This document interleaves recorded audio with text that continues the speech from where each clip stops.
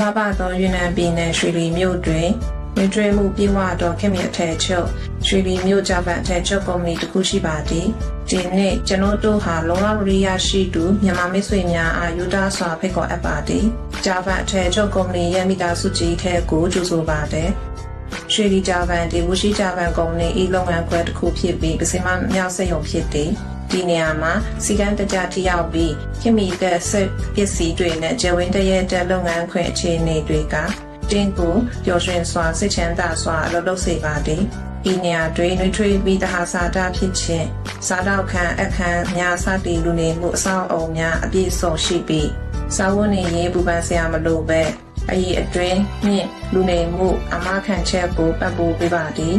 ဤနေရာသည်တင်တူတက်မှုအတွက် platform တစ်ခုဖြစ်ပြီးတရုတ်မြန်မာနိုင်ငံလူသားများသည်စိတ်တူကိုယ်တူပူးပေါင်းဆောင်ရွက်တာအချင်းချင်းကိုယ်ညီပံ့ပိုးရရှိပါသည်တူချင်းလမ်းညွှန်တင်ကြားခြင်းတင်အေးအလုပ်တစ်တွေပုံမူနေမြန်စွာထင်ရှားကြော်ကြားစေပါသည်ဒီနေရာမှာတင်အေးအမတ်တွေကိုအကောင့်ထဲပေါ်ဖို့စင်မြင့်တစ်ခုဖြစ်ပါတယ်ညီမန်းချက်တာဝန်တွေနဲ့စိတ်အားထက်သန်မှုရှိရင်ကျူစာအားထုတ်လက်တွေနဲ့ကိုယ်ပိုင်ထူးခြားတဲ့ဘဝကိုပြည့်လို့နိုင်မှာဖြစ်ပါသည်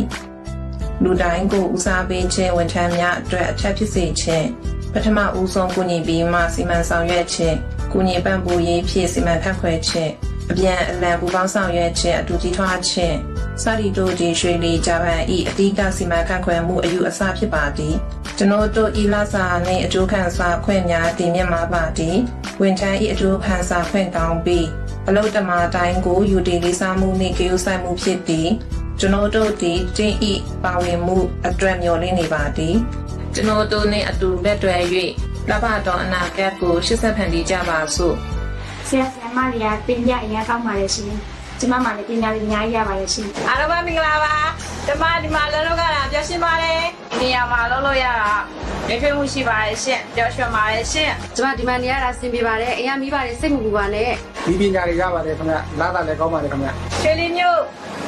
ဂျပန်ကုမ္ပဏီမှာကြိုးစားပါတယ်ရွှေလီမျိုးဂျပန်ကုမ္ပဏီမှာကြိုးစားပါတယ်ရွှေလီမျိုးဂျပန်ကုမ္ပဏီမှာကြိုးစားပါတယ်ရှင်ရွှေလီမျိုး